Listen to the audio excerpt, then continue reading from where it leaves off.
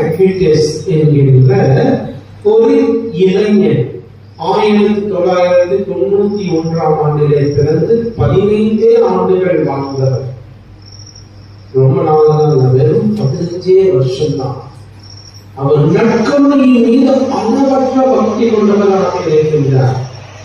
வாய்ப்பு கிடைக்கின்ற போதெல்லாம் நற்கருணையை பெற்றுக் கொள்ள வேண்டும் என்பதற்காக பல மைல்கள் நடந்து நற்கருணையை பெற்றுக்கொள்ள அவர் திருப்பதிக்கு செல்வார்.